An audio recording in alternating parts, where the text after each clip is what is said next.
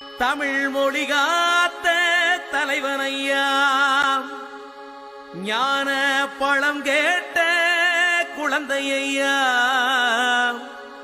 அப்பனுக்கு பாடம் சொல்லி ஆறுபடையாட்சி செய்யும் ஏசாமி முருகனையா.